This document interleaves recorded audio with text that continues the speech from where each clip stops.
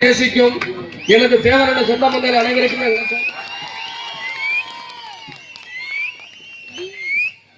உண்மையிலே மிகவும் மகிழ்ச்சியாக இருக்கிறது. இந்த முக்குளத்தூர் இந்த தேவமார் ஒரே இடத்துல இவ்வளவு பேர் நம்ம கூடி இருக்கிறத பார்க்கும்போது கண்கொள்ளா காட்சியாக இருக்கிறது.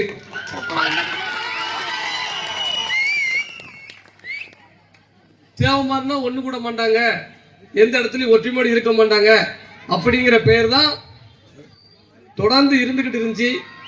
இன்னைக்கு இந்த மருக்காலங்குளம் கிராமத்துல இத்தனாயிரம் தேவமார ஒரே இடத்துல பார்க்கும் பொழுது உண்மையிலே மனசார நான் சந்தோஷப்படுறேன். மகிழ்ச்சியடைகிறேன். மேடையில் எனக்கு முன்னால் பேசிய எனது பாசமிகு அண்ணன் வீட்டி பாண்டியன் அவர்கள், அப்புறம் நம்ம அண்ணன் ஒரு பெயர் தெரியல முருகன் அவர்கள் அந்த ரெண்டு பேரும் சொன்னாங்க, இரண்டாம் பசும்பொன், அப்புறம் பசுமன் திருமகனா, அதாவது ரெண்டாவதா வந்திருக்காரு அப்படின்னு சொல்லி, தயவு செய்து தமிழ்நாட்டில் உள்ள உலக நாடு உள்ள முக்குளத்தூருக்கு நான் சொல்லக்கூடிய ஒன்னே ஒண்ணுதான், என்ன இல்லை, இது உலகத்துல இனிமேல் ஐயா முத்துராமலிங்கத்தர் மாதிரி எவனும் பிறக்கவும் முடியாது, அவருக்கு ஈடா இறை நம்பிக்கை கூட யாரும் இருக்க முடியாது. அதனால அன்பு அண்ணன்களுக்கு தயவு செய்து இன்னொரு மட்டும் வாழ்க்கையில எந்த ஒரு மேடையிலையும் இரண்டாவது பசுமன் சொல்லி யாரையும் பசுமன்னார் சொல்லி நம்ம யாரையும் சொல்ல வேண்டாம். அண்ணன் எதுவும் தப்பா கத்துக்கிட்டாங்க. ஏன்னா பசுமன் ஐயா மாதிரி அவருடைய கால் நகத்துக்கு தூசிக்கு நம்ம பெறமாட்டோம். இனிமேல் அவரே மாதிரி யாரும் இனிமேல் பிறக்கவே முடியாது. காலத்தை கணித்த ஒரு ஞானி. ஒரு சின்ன கதை சொல்றேன் பாருங்க. ஒரு கிறிஸ்தவ பாதிரியார் என்ன பண்றாருன்னா, அந்த பள்ளிக்கூட அருகே, கரெக்டா எல்லாம் பொறுமையா கேளுங்க, ஒரு பள்ளிக்கூட அருகே நின்றுகிட்டு கல் இருக்கும்ல, அங்க இருக்கக்கூடிய கல்லுகள்ல ஏறி பாறைகள்ல ஏறி நின்றுகிட்டு, மூடர்களே முட்டார்களே இந்துக்களே எல்லாரும் வாங்க, நீங்க வழிபடுற கல்லு இங்க பாருங்க, நான் மேல ஏறி நிக்க பாருங்க, இதுதான் நீங்க வழிபடுறீங்க அப்படின்னு சொல்லிக்கிட்டு இருக்காரு. எல்லா கல்லு மேலே ஏறி நின்று சொல்றாரு. எல்லா மாணவர்களும் கடந்து போறாங்க. ஒரு 8 வயசு பாலகன் அந்த பள்ளிக்கு வர்றான். அந்த பாலகன் வரும் பொழுது உடனே அந்த 8 வயசு பையன் கேட்காரு அந்த பாதிரியார் பார்த்து, ஐயா நீங்கள் எங்களுடைய மதத்தை நீங்க இழிவுபடுத்தணுங்கிற நோக்கத்துல இது போன்று உங்களுடைய மதத்தை வளர்ப்பதற்காக நீங்க இதை செய்யாதீங்க, இப்படி பண்ணக்கூடாது அப்படின்னு சொல்லிட்டு நான் ஒரு கேள்வி கேட்க, நீங்க அந்த கேள்விக்கு பதில் சொல்லுங்க அப்படின்னு சொல்லி ஒரு 8 வயசு பாலகன் கேட்கான். 8 வயசு பாலகன் கேட்க அந்த பாதிரியார்ட்ட, உங்களுக்கு அம்மா இருக்கா அப்படி கேட்காப்ல, அக்கா இருக்கா தங்கச்சி இருக்கான்னு சொல்லி கேட்காரு. யாரும் அந்த 8 வயசு பாலகன் பாதிரியார பார்த்து, ஆமா இருக்கு அப்படி. மனைவி இருக்கான்னு சொல்லி கேட்காரு. மனைவி இருக்கா அப்படின்னு, ஆமா இருக்கு. அதுக்கு என்ன தம்பி அப்படின்னு சொல்லி கேட்காரு பாதிரியார். எல்லா மக்களும் நின்றுருக்காங்க, ஸ்டூடெண்ட்ல நின்றுருக்காங்க. ஒரு 8 வயசு பையன் ஒரு பாதிரியார மறிச்சு கேட்கானே இந்த கேள்வி அப்படின்னு. உங்க தாயும் பெண்ணுதான், உங்க தங்கச்சியும் பெண்ணுதான், உங்க மனைவியும் பெண்ணுதான். உங்க மனைவியை நடத்துற மாதிரி உங்க தாயிட்ட நீங்க நடக்க முடியுமா, தங்கச்சிட்ட நடக்க முடியுமா அப்படின்னு சொல்லி கேட்காரு. என்ன கேள்வி கேட்டாரு பாருங்க, எல்லாம் பெண்ணுதான். அதே மாதிரிதான் கல்லு, எல்லா கல்லு மேல இருந்தீங்கன்னா நீங்க ஏன் நிக்கிற கல்லு வேற, நாங்க நம்பிக்கையா வழிபடுற கல்லு வேற. கல்லுனா எல்லாம், அந்த அர்த்தத்தை நீங்க புரிஞ்சுக்கிட்டீங்களா? நீங்க வழிபடுற கல்லு நாங்க தான், நான் ஏறி நிக்கிற கல்லு தான் நீங்க வழிபடுற கல்லுன்னு சொல்றாரு அந்த பாதிரியார். இந்த கேள்வி அவர் கேட்டவங்க எல்லாரும் பெண் தானே, அனைத்தும் பெண் தானே. ஆனா தாயிடமோ தங்கிடமோ நடக்கக்கூடிய நம்ம மனைவி நடக்கக்கூடியத ஒரு தாயிட்டையும் தங்கிட்டையும் நடத்த முடியுமா ஐயா அப்படின்னு கேட்ட உடனே அந்த பாலகன் காலிலே விழுந்தார். என்னை மன்னிச்சுக்கோ, நான் பேசுறது தப்புதான், அந்த வாக்கு நான் சொல்லிருக்க கூடாதுன்னு சொல்றாரு. அந்த பாலகன் வேற யாரும் இல்ல, பசுமன் முத்துராமலிங்க தேவர். அந்த பாலகன் வேற யாரும் இல்ல, பசுமன் முத்துராமலிங்க தேவர். ஒரு மேடையில ஐயா பேசியிருக்காரு, பாலை பாட்டில் அடைத்து விற்பது போல ஒரு நாள் தண்ணீரையும் பாட்டிலில் அடைத்து விற்பான் அப்படின்னு தேவர் சொல்லியிருக்காரு. உடனே அந்த கூட்டத்தில் உள்ளவங்க சொல்லியிருக்கான், என்னையா தேவர் தண்ணியை விற்பாங்கன்னு சொல்றாங்க அப்படின்னு சொல்லி தேவரை அன்னைக்கு கிண்டல் பண்ணியிருக்கான். இன்னைக்கு நடக்கா விளைநிலங்கள் அனைத்து வீடுகளா மாறுனாரு, பிளாட்டா மாறினார். மனிதன் நகரங்களில் புறா கூடுகளில் வாழ்வான், அதாவது அப்பார்ட்மெண்ட்ஸ். அவர் சொன்ன எல்லாமே நடந்துட்டு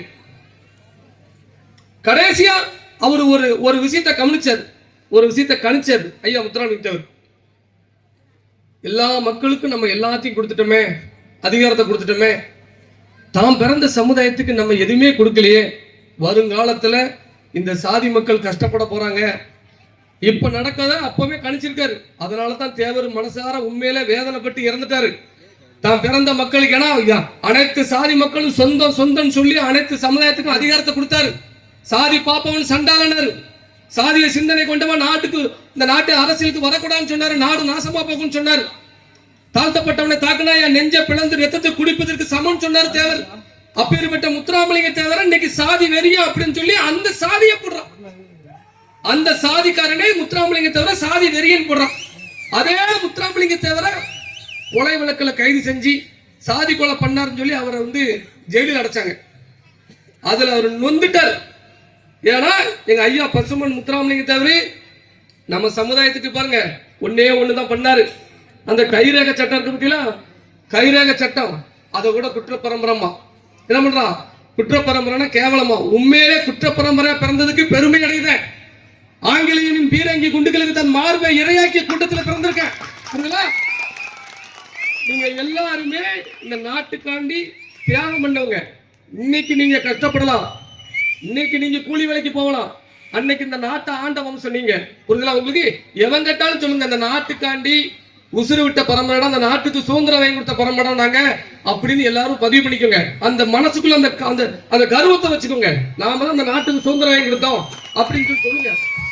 உங்களை யாரும் மடக்க முடியாது. நீ என்ன பண்ணுன, இந்த நாட்டுக்கு என்ன பண்ணுன்னு கேட்க முடியாது. இந்த நாட்டுக்காண்டி உயிர் நீத்த பரம்பரை இந்த முக்குளத்தோர் பரம்பரை. புரியுதுங்களா? அதை எப்போதுமே மனசுல வச்சுக்கோங்க. அப்ப முத்துராமலிங்க தேவர் உடல்நல சரியில்லாம இருக்கும் பொழுதே அவர் முடிவு பண்ணிட்டார். ஏன்னா முக்குளத்தோரை, அதாவது தேவமார பட்டியல் சமூகத்தை சேர்ந்தவங்களை நிப்பாட்டி தோக்கடிக்காரு. யார் தோக்கடிக்கா? தேவர் அவங்களையும் சரிசமமா ஆக்கணும், அவங்களுக்கு அதிகாரத்தை கொடுக்கணும்னு சொல்லி எம்எல்ஏ எம்பி எல்லாத்தையும் உருவாக்குனது யாரு? முத்துராமலிங்க தேவர். அந்த பட்டியலின மக்களை. அப்ப இதெல்லாம் கொடுக்கட்டமே, இவங்கெல்லாம் இந்த அதிகாரத்தை பயன்படுத்தி நம்ம சமூகத்தை அழிச்சிருவாங்க அப்படின்னு அவர் மனசால நொந்துதான் இறந்துட்டாரு. சின்ன வயசுலயே அவர் இறக்கின்ற வயசா அவருக்கு இறந்து போயிட்டாரு, நொந்து நூலாய் இறந்துட்டார். இதையெல்லாம் உண்மையிலே நம்ம ஐயா ஒரு எப்படின்னா ஒரு சக்தி வாய்ந்தவர், தெய்வம் அப்படிங்கறத நான் ஏன் எப்படி கணிச்சு சொல்றோம்னா, உண்மையிலே எனக்கு பேச்சே வராது, எனக்கு பேச தெரியாது, பேச்சு வராது, வாய் திக்கும். எங்க அம்மா சாகும்போது கூட, எங்க அம்மா நான் 17 வயசுல இருக்கும்போது எங்க அம்மா செத்து போயிட்டா. எங்க அம்மா இறந்து போகும்போது கூட எங்க அம்மா சொன்னா, என் தங்கச்சியே விட்டுட்டா. எங்க அண்ணன் மாறிட்டு எங்க ஊருக்காரங்கிட்ட சொன்னா, என் பிள்ளை எசகிராஜா பிழைக்க மாட்டானே, அவனுக்கு பேச தெரியாதே.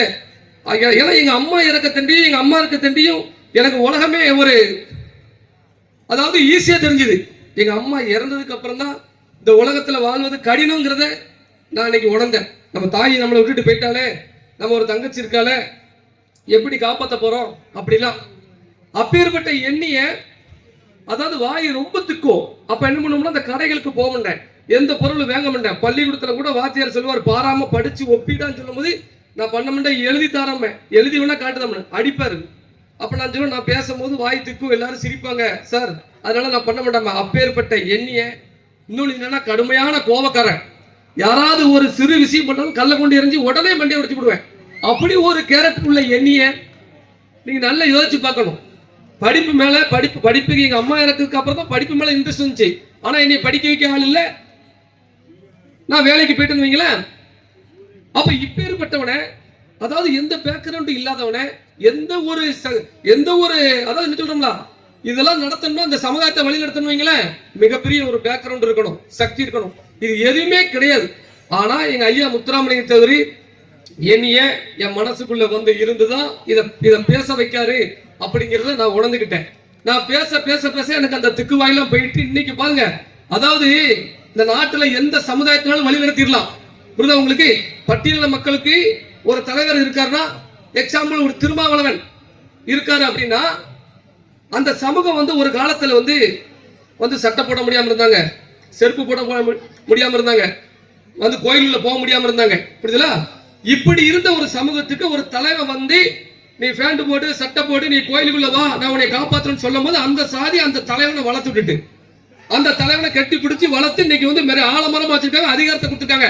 ஆனா இந்த முக்குளத்தூர் சமுதாயம் இருக்கு பத்தியா, இது எல்லாம் எப்படின்னா, ஒரு எக்ஸாம்பிள் சொல்றேன். இப்போ பன்னி கூட்டுன்னு வைங்களேன், இன்னைக்கு பன்னிகளை வந்து நம்ம மேய்க்கும் பொழுது அடிச்சுன்னு வைங்களேன், அடிச்சு ஒரே இடத்துக்கு நேரம் போய் கூண்டுல அடைஞ்சிரும்.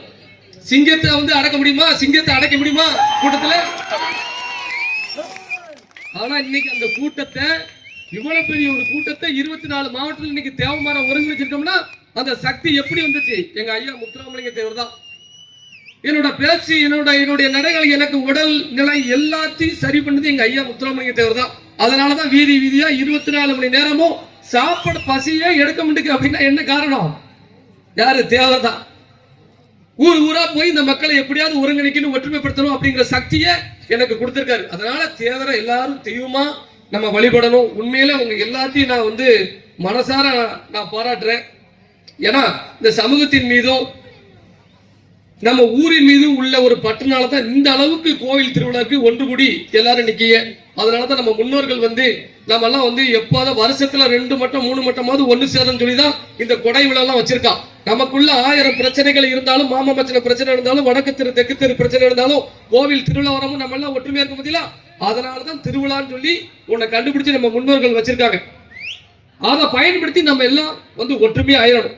இது வரைக்கும் நமக்குள்ள 1000 பிரச்சனைகள் இருந்திருக்கலாம். இனி வருகாலம் நம்ம எல்லாரும் ஒற்றுமை அடையணும். புரியுதுல?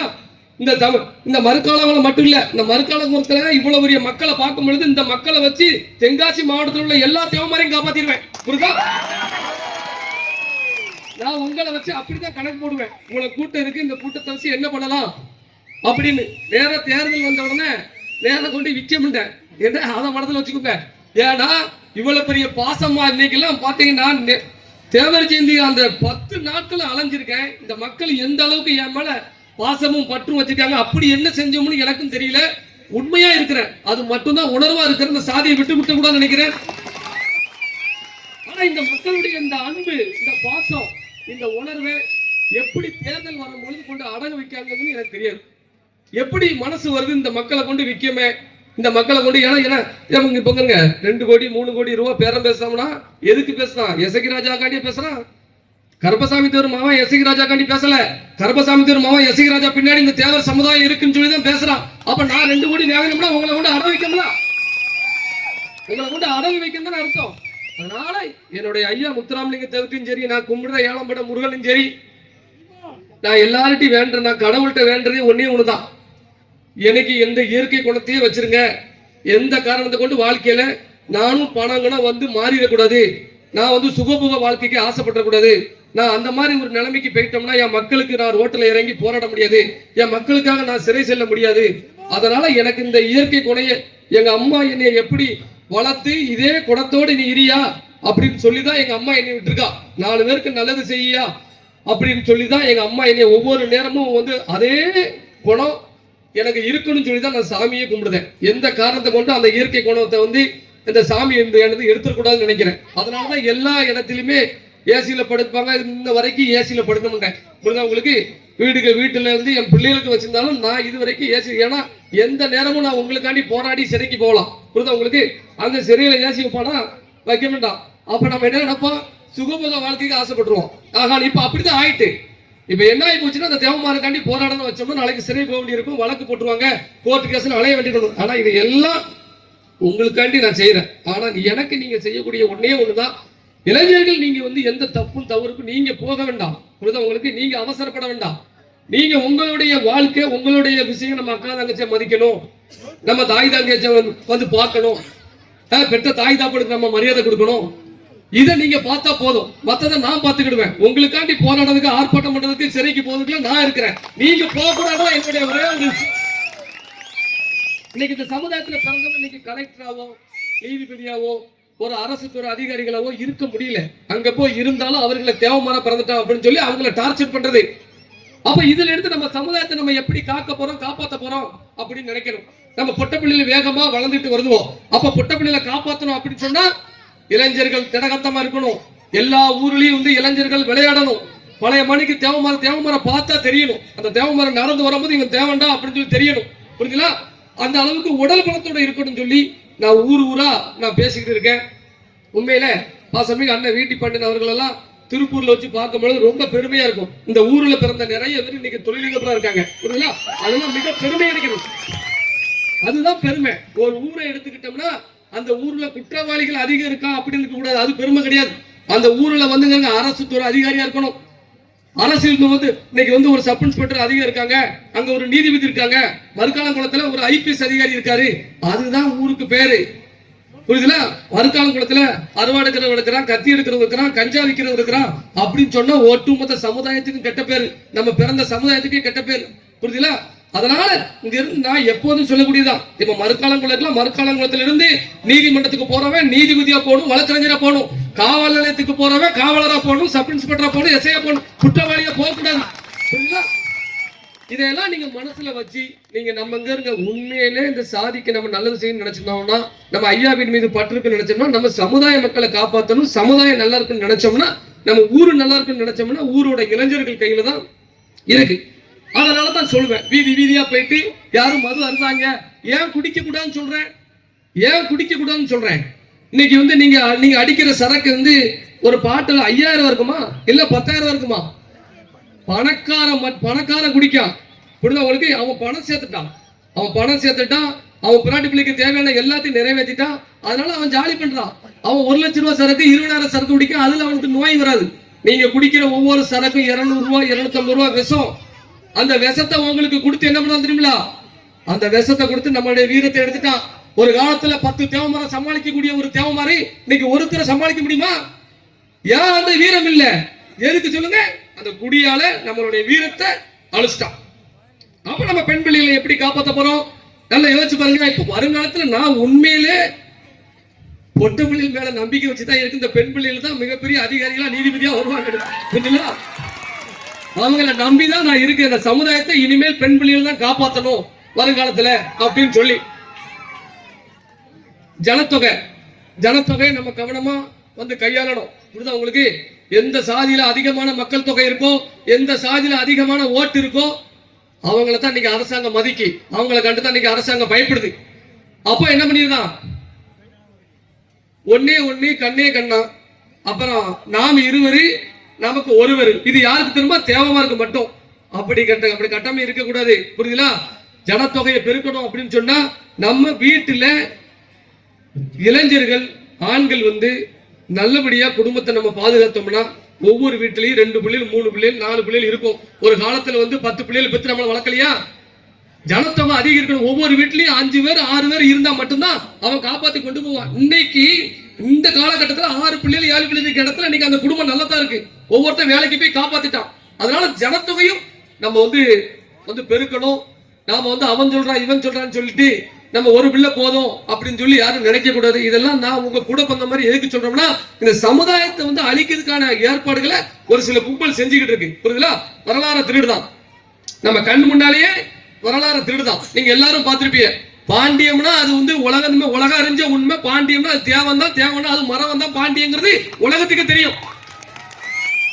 அப்ப இன்னைக்கு பாத்துக்கிட்டீங்கன்னா நான் தான் பாண்டியம்மா, நான் தான் சேரன், நான் தான் சோழன், இப்ப நான் தான் தேவர். அப்ப நாம எங்க இருந்து வந்தோம்? அப்ப வீண் வம்ப ஒரு குறிப்பிட்ட கும்பல். அந்த சாதியில எல்லாரும் கிடையாது. எல்லாரும் இன்னைக்கு ஓரளவு படிச்சவன் அந்த சாதியில எல்லாமே சொல்ல ஆரம்பிச்சிட்டான். எப்ப அடுத்த சாதி பேரை திருடாங்கப்பா அப்படின்னு சொல்லி. அப்ப நம்மளுடைய வரலாறுகளை விட்டுருதோம், நம்மளுடைய அடையாளங்களை விட்டுருதோம். அப்ப நாம எல்லாரும் ஒற்றுமையோடு நம்ம இருக்கணும். ஏகப்பட்ட போராளிகளை 24 மாவட்டத்துக்கு நீங்க அமைச்சிருக்கேன். இன்னைக்கு எலமன்னூர்ல சிவகங்கை மாவட்டத்துல நிம்மதியா இருக்க தேவமார்கிட்ட போய் ஒரு கும்பல் வம்புளுக்கு இன்னைக்கு காலையில ஒரு கும்பல் போய் திட்டம் போட்டு வம்புழுத்து அவங்களை கேசாக்கி உடனே தேவமார் கோவப்பட்டாங்க. நான் அன்னைக்கே சொன்ன அந்த ஊர்ல அவசரப்பட்டாங்க. எதனால எனக்கு சொல்லுங்க, நான் எஸ்பி பேசுறேன், கலெக்டர் பேசுறேன் கேட்காம நீங்க தப்பு பண்ண ஒரு விஷயத்த பண்ணிவிட்டாங்க, அடிச்சு விட்டாங்க. இன்னைக்கு பாருங்க அந்த மக்களை புறத்தை எல்லாத்தையும் சர்ச்சை பண்ணி பெரிய பிரச்சனை. இப்போ நம்ம ஊருக்கு வரும்போது கூட நான் போன்ல பேசிக்கிட்டே வரேன். கலெக்டருக்கு அடிக்க, எஸ்பிக்கு அடிக்க, யாரு டிஐஜிக்கு அடிக்க எடுக்கல. உடனடியா முதலமைச்சர் கவனத்துக்கு கொண்டு போகணும் அப்படின்னு சொல்லி டிஜிபி ஆபீஸுக்கு போன் பண்ணி அந்த ஊரு நாட்டாம பிரசிடென்ட் எல்லாத்தையும் பேச்சுவார்த்தைக்கு வாங்கன்னு சொல்லி பிடிச்சி வச்சு ரிமாண்ட் பண்ண போறாங்க. உடனடியா பேசி இப்போ நம்ம ஊருக்கு வரும்போதுதான் மனசு கஷ்டமாவே வந்தேன். அங்க இருந்து நம்ம பொம்பளை பிள்ளைல அடிச்சுட்டானே வச்சுட்டாலும் எல்லா பொம்பளையும் அங்க இருந்து வீடியோ போடுறாங்க, அண்ணன் எங்களை அடிச்சுட்டாங்கன்னு வச்சுட்டாங்கன்னு சொல்லிட்டு அந்த வேதனையில வந்தேன். உடனடியா டிஜிபி ஆஃபீஸுக்கு தொடர்பு கொண்டேன். இந்த மாதிரி பிரச்சனை நடந்துச்சுன்னா தென் மாவட்டத்தில் அத்தனை இடத்துலையும் போராட்டம் நடக்கும். அங்க உள்ள தேவமாரி மேல நீங்க அந்த 7 வரையும் விடுதலை பண்ணலன்னா நடக்குது வேறன்னு சொல்லி சொன்னேன். அந்த மானாமதுரையில இருந்து எல்லா ஊர்லயும் இப்போ இந்த நொடி போராட்டம் நடத்த சொன்னேன். அனைத்து மக்களும் போராட்டம் அந்தந்த ஊர் தேவை செலவுல கூடுங்க அப்படின்னு சொல்லி சொன்னேன். எல்லாரும் கூடுங்க. இப்ப நம்ம ஊருக்குள்ள காலை வைக்கும் போது அவங்களை விடுதலை பண்ணிட்டாங்க. அந்த நாட்டாம அந்த பிரசிடென்ட் அந்த ஊர் பெரிய ஆளுகளை பார்த்து கூட்டு கொண்டு போலீஸே கூட்டு கொண்டு விட்டுட்டு எனக்கு இப்ப சென்னையில இருந்து போன் வருது. மேல இடத்துல இருந்து அதிகாரி அடிக்காங்க, எஸ்ஐ ராஜா நாங்க விட்டுட்டோம், தயவுசெய்து போராட்டத்துல வாபஸ் வாங்க சொல்லுங்க எல்லா ஊர்லயும். அப்போ ஒரே ஒருத்தர் பின்னாடி இருந்து போராட்ட ஆர்ப்பாட்ட மக்களை ஜனநாயக ரீதியா போராட்டத்தை கொண்டு போனோம். அப்ப நம்ம எதையும் சாதிக்கலாம்ல? நீங்க நல்லா யோசிச்சு பாருங்க, எதையும் சாதிக்கலாம்ல? அதைத்தான் சொல்றேன். இன்னைக்கு எப்படி நீங்க கூடியிருக்கீங்களோ அதே மாதிரி இந்த சமூகத்துக்கோ இந்த ஊருக்கோ ஒரு பிரச்சனை வரும்போது ஜனநாயக ரீதியா இப்படி வந்து உட்கார்ந்துக்கிடணும். ஜனநாயக ரீதியா ஒரு பக்கத்து ஊர்ல, அதாவது மறுக்காலங்குளத்துல இவ்வளவு தேவமாரி நீங்க இருக்கீங்கன்னா பக்கத்து ஊரையும் நீங்க தான் காப்பாற்றணும். புரியுதா உங்களுக்கு? ஏன்னா ஒரே தேவமாரி நம்ம எல்லாம் தென்காசி டிஸ்ட்ரிக்ட்ல இருக்கிற தமிழ்நாடு கூட நம்ம எல்லாம் அண்ணன் தம்பி தான். அந்த தேவமாரி இந்த தேவமாரிங்கிற பாகுபாடு இருக்கக்கூடாது. புரியுதா உங்களுக்கு? அந்த தேவமாரி இந்த தேவமாரி சொல்லி தான் நம்மளை பிரிச்சிருவான். அதனால அந்த பிரிவினை இருக்கக்கூடாது. நீங்க எல்லாம் ஒற்றுமையோடு நீங்க இருக்கணும். நீங்க நல்லபடியா வாழணும். உங்களை வந்து இருங்க இந்த பையன் நீங்க பிள்ளைகளை படிக்க வச்சு நீங்க +2 வரைக்கும் வந்து காலேஜ் வந்து வேலைக்கு போக வரைக்கும் நாங்க பாதுகாப்பு கொடுப்போம். அதுல மாட்டுக்குது அவங்க வேலை இருக்கும்போது நாங்க பாதுகாப்பு கொடுப்போம். உங்களுடைய வேலை பிள்ளைகளை நல்லா படிக்க வைங்க, நல்ல தொழில் பண்ணுங்க. உங்களுக்கு எந்த ஒரு ஆபத்து எந்த ஒரு பிரச்சனை இருந்தாலும் போராடுறதுக்கு ஒரு கூட்டத்தை வச்சிருக்கோம். அது ஆயிரக்கணக்கான கூட்டம் இன்னைக்கு பிஎம்டில வந்து இன்னைக்கு இணைஞ்சிருக்காங்க. என்னுடைய போராளிகள் நிறைய பேர் இன்னைக்கு இங்க வந்திருக்காங்க. உங்களுக்கு எல்லாம் சரியான ஒரு பொறுப்பாளர்களை இந்த சரௌண்டிங்ல வந்து நான் நியமிச்சிருக்கேன். புரியுதா உங்களுக்கு? இன்னைக்கு 7-8 எஸ்பி கிட்ட நம்ம என்னன்னாலும் ஒரு சில விஷயத்தை சொல்லும் போது அவங்க கேட்டுக்கிட்டாங்க. புரியுதா உங்களுக்கு? அரசாங்கம் இன்னைக்கு வந்து பயப்படுது. எதுக்கு பயப்படுது? எனக்கு இல்ல, என் பின்னாடி நீங்க எல்லாம் இருக்கீங்க. புரியுதா உங்களுக்கு? நீங்க என் பின்னாடி நீங்க எல்லாம் இருக்கீங்கன்னு தான் நீங்க பயப்படுது. ஒரு விஷயத்த போன் மூலமா நம்ம எப்படி சாதிக்கும்? உங்களை வச்சுதான் மிரட்டுவேன். இப்போ இங்க வந்துட்டு போயிட்டேன்னா அடுத்தால ஏதாவது ஒரு பிரச்சனை வைங்களேன், சரி மரக்காலங்குளம் பெரிய கோயிலாங்குளம் அது வடக்குப்பட்டி பலவடி சத்திரம் இருக்க தேவமானபுரம் ரோட்டுக்கு வாங்கப்பா அப்படின்னு ஒரு அறிக்கையை விட்டு வைங்களேன், உடனே அது நடந்துருது. இப்படிதான் நீங்க வருவீங்களா வர முடியாது தெரியாது, ஆனா நீங்க வந்துருவீங்கன்னு சொல்லிதான் கவர்மெண்ட்டை வந்து மிரட்டுதேன். புரியுதா உங்களுக்கு? இதுதான். ஏன்னா நான் எம்எல்ஏ கிடையாது, எம்பி கிடையாது. நான் ஒரு எம்எல்ஏவா இருந்தேன் அப்படின்னா உங்களெல்லாம் கல்லு தட்டி கூட கீழே விட மாட்டேன். நீங்க கல்லு தட்டி கீழே விழுந்தாலும் புடிச்சு தள்ளி விட்டான்னு சொல்லி சட்டமன்றத்துல வேட்டி ஏற்றிக்கிட்டு சண்டை போடுவேன். புரியுதா? தேவமாரை பிடிச்சி தள்ளி விட்டான்னு சொல்லி. அப்படிதான் எனக்கு ஆசை, அப்படிதான் ஆசை. நான் அப்படியே மெட்ராஸுக்கு சென்னைக்கு போய்கிட்டு இருக்கல, இங்க ஒரு தேவமாருக்கு ஒரு பிரச்சனை அப்படின்னு சொன்னா வண்டி அப்படி நடுவட்டில் நிப்பாட்டி எம்எல்ஏ ரோட மறைச்சிக்கிட்டு இருக்காம்பா, ஏதோ தேவமாருக்கு பிரச்சனையா அப்படின்னு சொல்லி எல்லா டிவிலையும் பிளாஸ் ஆகிட்டே இருக்கும். அப்படிதான் உங்களெல்லாம் வந்து காப்பாத்தன ஆசை. மிகப்பெரிய ஒரு கட்டமைப்பு அமைக்கணும்னு ஆசை. அந்த ஸ்டிக்கரை அந்த தேவமாரு அப்படின்னு சொன்னாலே அந்த இடத்துல மரியாதை கலந்த ஒரு பயம் இருக்கணும் அப்படிங்கிறதா எங்களோட முழு ஆசை. இந்த மக்கள் சுதந்திரமா வாழணும், தன்மானத்தோட இருக்கணும், பயப்படக்கூடாது.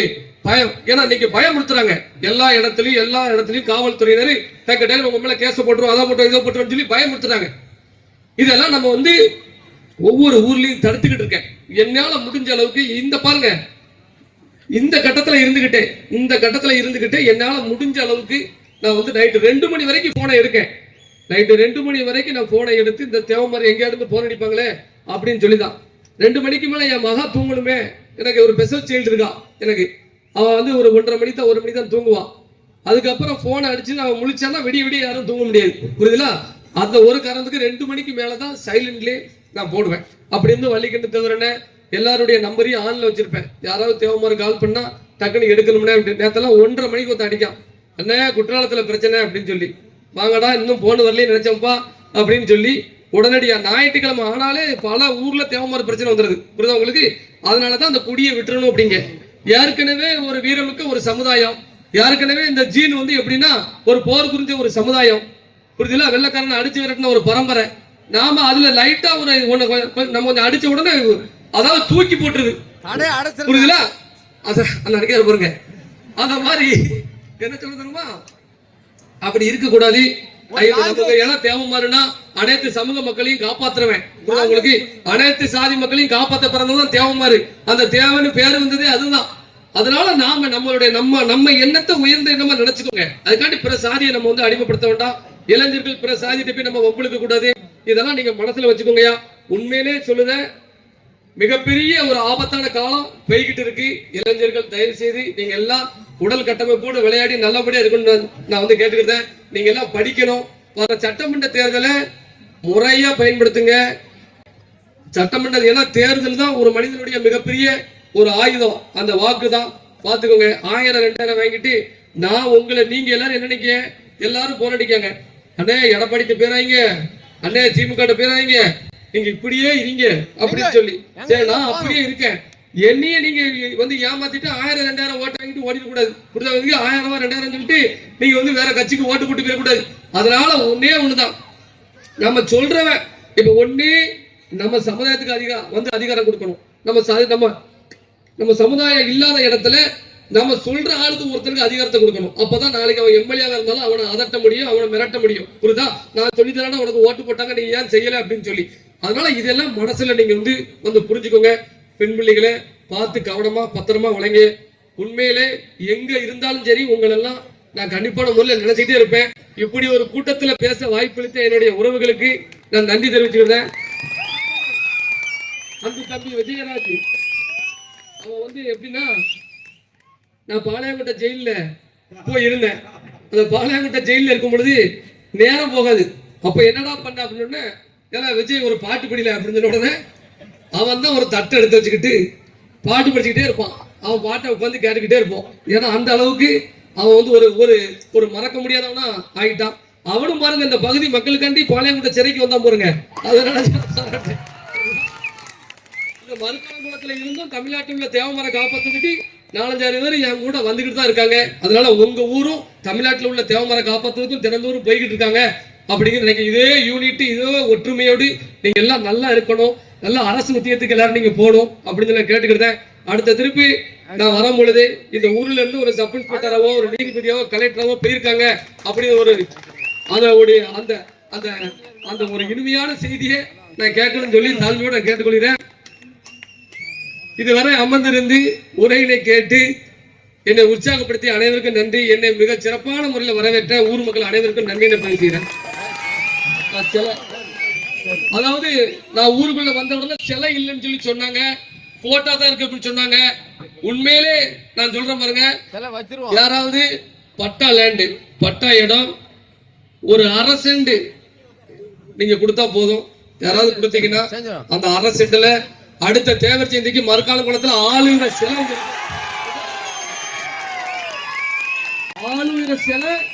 ஐயா முத்துராமலிங்க சிலை மறுக்கால குளத்துல இருக்கும். அதுக்கு நம்ம அடுத்த தேவர் ஜெயந்திக்கு எல்லாரும் பால விஷயம் பண்ணி எல்லாரும் முளத்தாரி எடுத்து நம்ம போடும். இதுல நான் ஐயாவோட வாக்கா நான் இதுல சொல்லிட்டு போறேன். நிலையத்துல இந்த மறுக்கால குளம் கிராமத்தை வந்து ஏதோ கருப்பு புள்ளி அப்படின்னு சொல்லி வச்சிருக்காங்களா? கருப்பு புள்ளி நான் சொல்றேன்னா உளவுத்துறைக்கு நான் சொல்லக்கூடியது காவல்துறைக்கும் சொல்லக்கூடியது ஒன்னே ஒண்ணுதான். எங்க ஊர் மக்கள் இன்னைக்கு தொழில் பண்ணி பிசினஸ் பண்ணி இன்னைக்கு படிச்சு நல்ல இடத்துக்கு வந்துட்டாங்க. எத்தனையோ போலீஸா உருவாக்கி இருக்காங்க, எத்தனையோ ராணுவ வீரரா இருக்காங்க. புரியுதுங்களா? அதனால மாவட்ட காவல்துறை வந்து இதை கவனத்துல எடுத்து அந்த கருப்பு புள்ளிங்கிற அடையாளத்தை நீக்கணும். புரியுதுங்களா? ஏன்னா அது ஒரு பட்டியல் எடுத்து நல்லபடியா சொல்லும் போதே இதை நீங்க வந்து அந்த கருப்பு புள்ளியை எடுத்துருங்க. நான் போராட்டம் சொல்லி அறிவிச்சுதான் அதை எடுக்கணும் அப்படின்னா அதுக்கும் நான் தயாரா இருக்கிறேன். மறுக்காலகுளம் மட்டும் இல்ல, தென்காசி மாவட்டத்தில் உள்ள அத்தனை கிராமமும் மறுக்காலகுளத்துக்காண்டி வரும். உங்களுக்கு அந்த கருப்பு புள்ளி வேணும்னே இந்த மாதிரி ஒரு சில வேலைகளை இந்த மாதிரி வந்து காவல்துறையில இப்படி பண்ணுவாங்க. ஒரு ஊரு வந்துட்டு தெரிஞ்சுட்டு இன்னைக்கு நல்லா இருக்காங்க அப்படின்னா அப்படி விட்டுறணும். புரியல? அந்த ஊர்ல சரி நல்லபடியா எஜுகேஷன் படி வளர்ந்து வந்துட்டாங்களே, இப்படி இந்த ஊரு குற்றம் செஞ்ச ஊரா இருந்தா இப்படியா இருக்க கூட்டம், இப்படியா அப்படி வந்து நிற்பாங்க. இது வரைக்கும் ஏதாவது ஒரு பிரச்சனை இருக்கும் புரியுதா உங்களுக்கு? அதனால என் ஊர் மக்களை நீ கருப்புள்ளி வச்சு பார்க்கணும் நீங்க முடிவு பண்ணீங்க அப்படின்னா இது நடக்காது. எங்க ஐயா கைரேக சட்டத்தை எதிர்த்து அன்னைக்கு வந்து போராடினாரு. இந்த நாட்டுக்கு சுதந்திரம் வாங்கி கொடுத்த பரம்பரை, இந்த நாட்டுக்கு எப்படின்னா விடுதலை வாங்கி கொடுத்த பரம்பரை, கோயிலை கட்டின பரம்பரை, குளத்தை வெட்டின பரம்பரை. நாங்க இல்லைன்னா அந்த நாடே கிடையாது. இந்த நாடு அடிமையா கிடக்கும் போது அடிமை விளந்து மீட்ட பரம்பரை. எங்களை போய் கருமுள்ளி கொண்டு வச்சீங்க அப்படின்னா இது ஏற்றுக்கொள்ள முடியாத ஒண்ணு. தென்காசி மாவட்ட காவல்துறை உடனடியா அதை நீக்கணும். இப்பதான் என்கிட்ட இந்த தகவலே சொல்றாங்க. இல்லைன்னா இதுக்கு முன்னாடி நான் போராடி இருப்பேன் அதை எடுக்கிறதுக்கு. அதனால நான் வந்த உடனே சொன்னேன், ஒரு ஊர் அப்படின்னா அந்த ஊர்ல கலெக்டர், ஐபிஎஸ், நீதிபதியா இருந்தா அதுதான் நமக்கு பெருமை அப்படிங்கிறத சொன்னேன். இப்ப நிறைய பேர் உருவாயிருக்கிய, நிறைய பேர் உருவாயிருக்கிய, நிறைய பேர் உருவாகிய.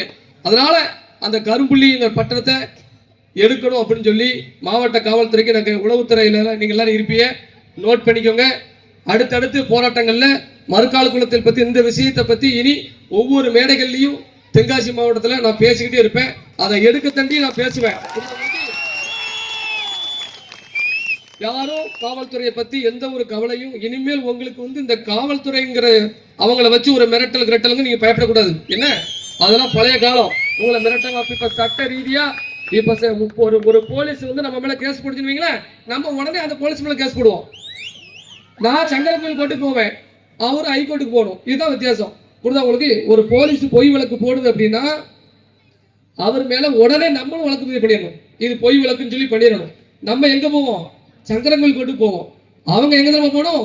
நேரம் மதுரை ஹைகோர்ட்டுக்கு மாசம் மாசம் போயிட்டு வர வேண்டியதான். புரியுதா உங்களுக்கு? அந்த மாதிரி கோர்ட்டு கேஸ் இழுத்து விடுவேன். புரியுதா உங்களுக்கு? பல்வேறு சப் இன்ஸ்பெக்டர்கள், இன்ஸ்பெக்டர்கள் தென்காசி மாவட்டத்தில் நல்ல இன்ஸ்பெக்டர்கள் வந்திருக்காங்க. அவங்க ஒத்துழைக்காங்க நமக்கு, அதுல மாட்டுக்கத்தே கிடையாது. தென்காசி எஸ்பி சாரும், எஸ்பி அரவிந்த் சாரும் நல்ல மனிதராக தான் இருக்காரு. கண்டிப்பான முறையில் ஒரு நாள் ஊர் பெரியவர்கள் நாட்டாமையில கூட்டு போய் நான் போய் சந்திச்சிருந்தேன். நாட்டாமன்னு சொல்ற பாருங்க, எல்லா ஊர்லயும் நாட்டாம இருந்தா மட்டும்தான் தப்பிக்க முடியும். புரியுதா? நாட்டாமையோட பேச்சை கேட்கணும். எல்லா ஊர்லயும் கட்டமைப்பு வேணும். உங்களுக்கு நீங்க ஒரு பண்டு ரெடி பண்ணி வச்சுக்கிடணும். இனிமேல் வருங்காலத்துல ஒவ்வொரு கிராமத்தையும் காப்பாற்றணும்னா நீங்க கோயிலுக்கு வரி பிரிக்கிற மாதிரி நீங்க பணம் பிரிச்சு நீங்க வச்சிருக்கணும். அந்த ஊர்ல இருந்து 4 வழக்கறிஞர் ஒரு +2 வரைக்கும் படிக்க வைப்பா தாய். அந்த பிள்ளைகள ஒரு 4 பேர் 5 பேரை வழக்கறிஞரா நீங்க ஊர் படிக்க வைக்கணும். அந்த பண்டு இருந்துச்சுன்னு அந்த ஊர் கஷ்டப்படாது. நாளைக்கு என்ன பிரச்சனை சரி பாத்துக்கிடலாம். அன்னைக்கு அந்த ஊர்ல சிலையை தூக்கிட்டு போயிட்டான். அந்த ஊர்ல அயன் செல்வர்பட்டி கிராமத்துல பெண்கள் எல்லாம் அழுதாங்க. சிலையை எடுத்துட்டு போயிட்டா, ஐயாவை தெய்வமா நினைச்சு சிலையை தூக்கிட்டு போயிட்டா 10-20 போலீஸ்காரங்க இன்னும் தூக்கிட்டு போறாங்க. அப்ப எஸ்பி பேசுறேன், கலெக்டர் பேசுறேன், எதுவுமே நடக்கல. ஒரே நாள்ல அந்த ஆர்டர் காப்பியை வாங்கணும் ஹைகோர்ட்ல அப்படின்னு சொல்லி போய் தாக்கல் பண்றோம். பணம் வேணும்ல, ஹைகோர்ட்டுக்கு போய் ஒரு சீனியர் பெஞ்ச் அமைக்கணும். அந்த ஊர்ல 40 லட்சம் ரூபாய் பணம் வச்சிருக்காங்க பண்டு. இந்த மாதிரி வரி பிரிச்சு ஊர் பண்டு. உடனே பீஸை கட்டி ஒரே நாள்ல அந்த சிலையை மீட்டு கொண்டு வச்சோம். புரியுங்களா? அப்போ ஊர் பண்டு இருக்கணும். புரியுதுல? பணம் இருந்தா தான் ஒரு சில விஷயத்தை செய்ய முடியும். இந்த ஊர்ல ஒரு நல்லது கெட்டது எப்பனாலும் வரும். புரியுதா உங்களுக்கு? ஏதாவது ஒரு விஷயம் நடந்துச்சுங்களேன், அந்த வீடு மீண்டு வர 2 மாசம் ஆகும். அப்போ ஊர் பண்டு இருந்துச்சுன்னா அதை எடுத்து அந்த குடும்பத்தை நீ ஒரு 2 மாசம் நீங்க வெளியே போகண்டாமா, வீட்டுல இருந்து சாப்பிடுமா அப்படின்னு சொல்லி சொல்லலாம்ல. திடீர்னு ஒரு பிள்ளை பெரிய மனுஷி ஆயிரும். ஒரு கஷ்டப்பட்ட வீட்டுல டபக்குன்னு ஒரு 50 ரூபாய் எடுத்து கொண்டு கொடுத்து இந்தாமா நீ நிகழ்ச்சி நடத்தமான்னு சொல்லலாம்ல. யார்ட்டுமே நம்ம கெஞ்ச வேண்டாமே, வட்டிக்கு வாங்க வேண்டாமே. புரியுதுல? அதனால சொல்றேன், ஊர் பண்டுன்னு உன்னை போட்டு நாட்டாமைகள் கண்ட்ரோல்ல எல்லாரும் இருங்க. புரியுதா உங்களுக்கு? நீங்க வழக்கறிஞர் படிக்க வச்சு ஒரு 5 பேரை உருவாக்கிடணும். எசகிராஜா வரதுக்குள்ள இங்க எஃப்ஐஆர் போட்டுருவான். அந்த வக்கீல் 5 பேர் தான் அந்த ஊருக்குள்ள போலீஸ் வர முடியாது. புரியுதுல? அதனால ஒரு கட்டமைப்போட நீங்க எல்லாரும் இருக்கணும். அந்த கட்டமைப்பு உருவாக வரையும் உருவானாலும் சரி நான் உங்களோட இருப்பேன். யாரும் நீங்க கவலைப்பட வேண்டாம். நான் உங்க வீட்டு பிள்ளை தான். உங்களுடைய பாசத்திலையும் உணர்வுலையும் வளர்ந்தவன் தான் நான். புரியுதா உங்களுக்கு? அதனால உங்களை எந்த இடத்துலையும் விட்டு கொடுத்துட மாட்டேன். மீண்டும் உளவுத்துறைக்கு சொல்லுதேன், உங்களுக்கு குறிப்பிட்ட நாள் டைம் கொடுக்குறோம். அந்த கருப்புள்ளிங்கிறத நீங்க நீக்கணும். அப்படி இல்லை அப்படின்னா நாங்க பழைய மணிக்கு ஆர்ப்பாட்டம் போராட்டம் சொல்லி எங்களுக்கு காவல் நிலையமே வேண்டாம் அப்படின்னு சொல்லி நாங்கெல்லாம் கையெழுத்து போட்டு ஒரு போராட்டம் நடத்த வேண்டிய சூழ்நிலை வந்துடாம, ஏற்கனவே தேவர்குளம் பிரச்சனையில என் மக்களை கொடுமைப்படுத்த போய், என் மக்களை துன்பப்படுத்த போய், என் மக்களை ரோட்ல நடமாடாம பண்ண போய் தான் அந்த போராட்டம் நடத்த அன்னைக்கு பிரச்சனையாச்சு. அதுல நான் சமரசமே ஆகல. ஜெயிலுக்கு போனாலும் பிரச்சனை கிடையாது அப்படின்னு சொல்லி அன்னைக்கு ஜெயிலுக்கு போய் தான் இன்னைக்கு அந்த மக்கள் நிம்மதியா இருக்காங்க, இன்னைக்கு சுதந்திரமா இருக்காங்க, சந்தோஷம். இதெல்லாம் எப்படி தெரியுதுன்னா, நான் அந்த பகுதிக்கு போறோம்ல, அந்த வண்டியில நிற்கும் போது கடையில இருந்து மக்கள் கடையெல்லாம் விட்டுட்டு ஓடி வந்து வாழ்த்து தெரிவிக்காங்க பாருங்க. அப்ப எந்த அளவுக்கு கொடுமை அனுபவிச்சிருப்பாங்க. அதனால சொல்றேன், போராட்டம் சொல்லி எசகி ராஜா அறிவிச்சிட்டாரு அப்படின்னா நான் யாரு சொல்லியும் கேட்க மாட்டேன், பின்வாங்க மாட்டேன். அதனால தயவு செய்து மாவட்ட நிர்வாகம் இந்த மறுக்காலங்கல ஊர்ல கரும்புலியிலிருந்து எடுக்கணும்னு சொல்லி தாழ்மையோடு கேட்டுக்கொள்கிறேன். இல்லை என்றால் விரைவில் போராட்டம் வந்து அறிவிப்புங்கிறதையும் இந்த நேரத்தில் நான் பதிவு செஞ்சுக்கிட்டேன்.